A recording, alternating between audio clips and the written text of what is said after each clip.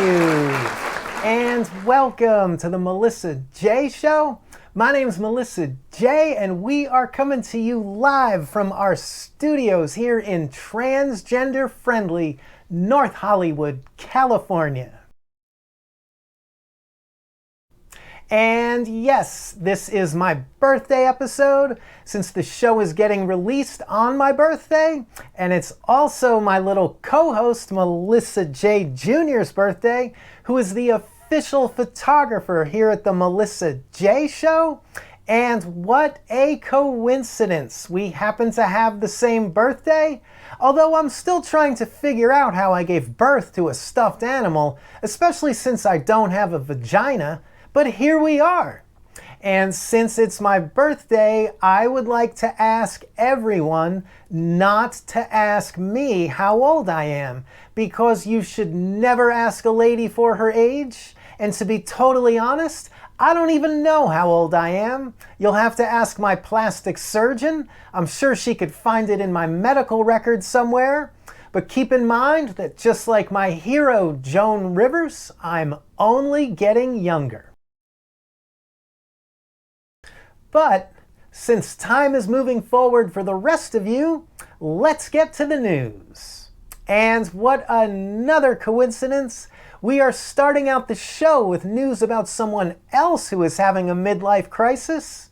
Recently in Texas, a 30-year-old mother tried dressing up as her 7th grade daughter and even went to her junior high school and tried attending classes as though she were her 7th grade daughter before she was immediately escorted out by school security. A 30-year-old woman trying to pass herself off as a 7th grader. Lady, who are you trying to kid? And that's coming from me. You must have looked more out of place than I did at the BTS concert. I don't even know why they were selling alcohol there. The only people old enough to buy it were me and the parking lot attendant. Look, I understand that getting older is no picnic, but when I'm the one telling you to act your age, that's all that needs to be said. Turning now to some business news. Facebook CEO Mark Zuckerberg recently announced plans to launch a version of Instagram for children under the age of 13 and was met with a strong opposition from over 40 different attorney generals who said that it was a terrible idea, and I agree. That is way too young to be filling kids' heads with things like jealousy, fear of missing out, and, dick pics. Maybe I'm just an old-fashioned gal, but in my opinion, kids need to spend some time tree climbing before they start social climbing. Now, I know I'm not an expert on raising children. I know, I get it. But the bottom line is that placing kids in an unsupervised environment and making them accessible to strangers is just bad parenting, and that's coming from me. And the day that I have to become the voice of reason on this issue is a scary day for all of us. And besides, when I was a little girl, we didn't have anything even close to social media, and I turned out just fine. In celebrity news, the musician known as Kid Rock recently landed in hot water after he got caught using a homophobic slur while on stage at a bar in Tennessee. Apparently, Mr. Rock got upset about people in the crowd filming him and called them a derogatory name that I will not give life to by repeating, but it begins with F and it ends with T, and we all know what it is. A few days later, he responded to criticism over the incident by going on Twitter and saying, and I quote, "If Kid Rock using the word expletive offends you, good chance you are one. Either way, I know he has a lot of love for his gay friends, and I will have a talk with him. Have a nice day." He then signed the tweet by using his real name, Bob Ritchie. Can I just take a moment to say to Kid Rock how hilarious it is to picture you having a talk with yourself? Did you sit in one chair to ask the question and then trot over to a different chair to answer it? I've heard of a one-man show, but that takes the cake.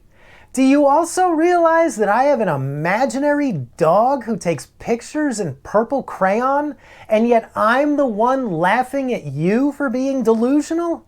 Seriously, how much blow did you do during the 80s, 90s, early 2000s, whatever the last decade was called, and this current decade?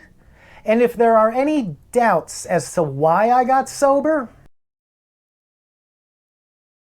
it's because I don't want to end up looking like that and going around being as brain dead as you are, comparing somebody you don't like to gay people, then comparing anyone who gets offended, whom you also don't like, to gay people, as a way to prove that you like gay people, which is exactly what you just did, genius. Not to mention how moronic it sounds when you refer to yourself in the third person. Because Melissa J doesn't like it when you refer to yourself in the third person. There, do you see how stupid and pretentious that sounds?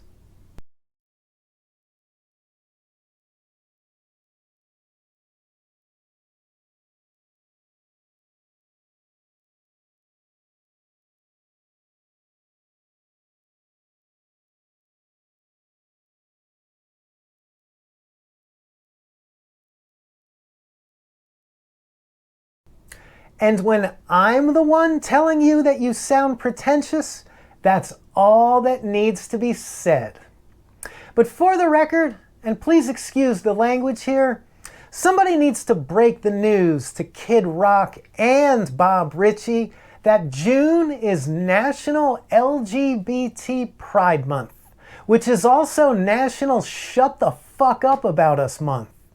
Gay people are trying to celebrate the fact that they're no longer getting burned at the stake for being who they are, which is where that term comes from. So they don't need to hear some Fred Flintstone trying to drag them back to the Stone Age by throwing that word around like it's something to do.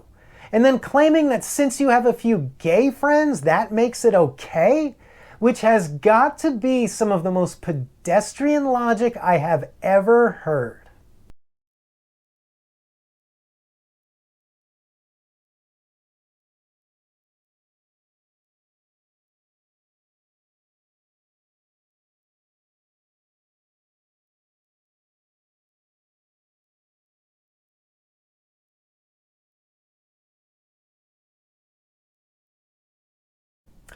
Moving along to other celebrity news. This week marked the return of CNN legal analyst Jeffrey Toobin to the network after he was put on leave because he got caught masturbating in front of his computer after he thought that a Zoom call had ended and the camera was turned off. And our little photographer, Melissa J. Jr., has obtained an exclusive photo of Jeffrey Toobin at his house on the day of that Zoom call.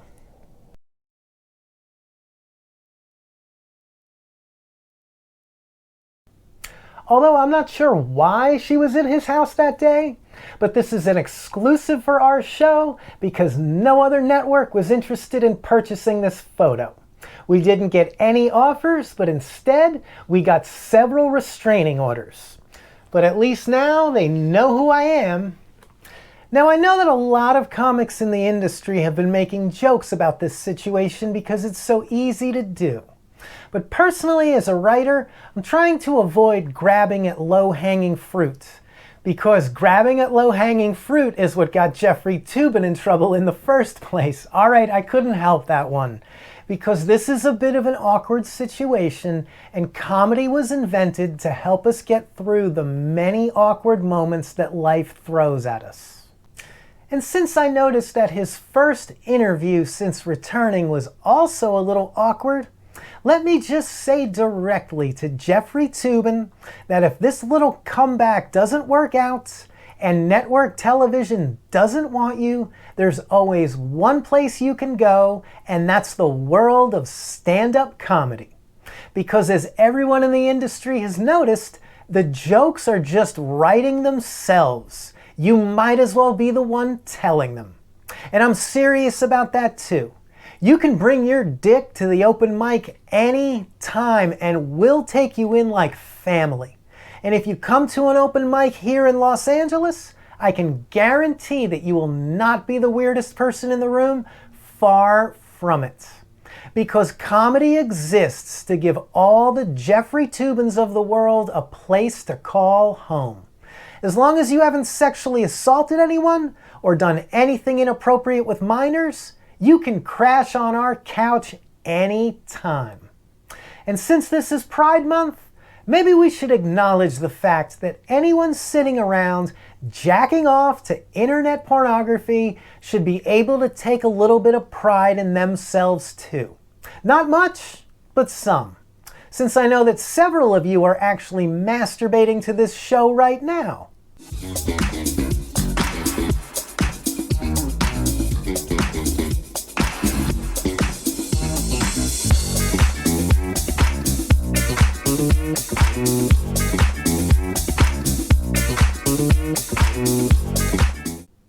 So maybe it's time that as Americans, we start being a little more honest with ourselves about who we are and what we do when we're alone.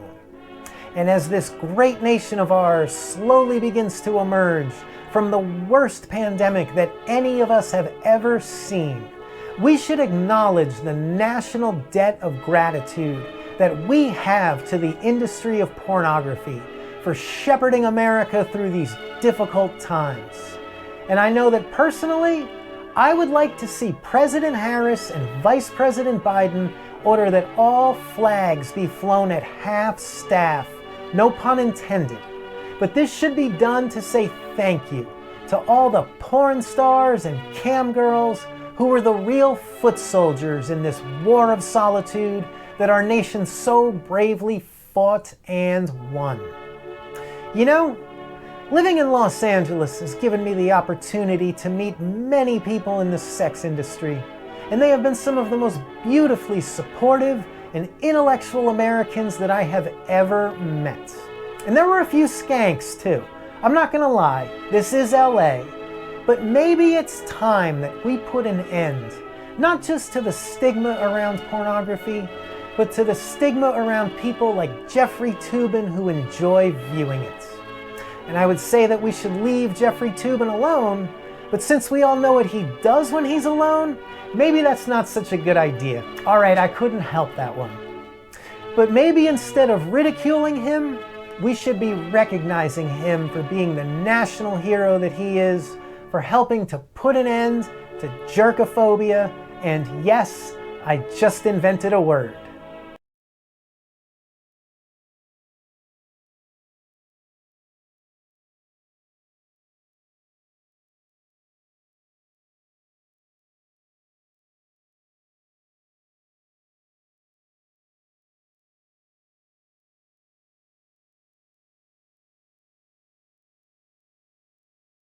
So let's put an end to jerkophobia, because if you hate Jeffrey Toobin, you hate America.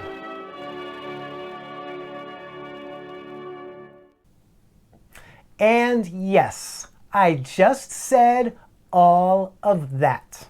But hey, it's my birthday. And if you'd like to get me something for my birthday, all you have to do is subscribe to the channel, tell someone about the show, send a link to a friend, because this is our 5th episode and we're just getting warmed up. And before we get out of here, I want to say a very special get well soon to my dad, who's watching this from the hospital right now. I love you, Dad. None of this would have been possible without you. I can't wait to see you back at the house for a home-cooked meal, and that's going to happen real soon. To everyone watching at home, I can't wait to see you right here for the next episode, because the party's just getting started, so stay tuned.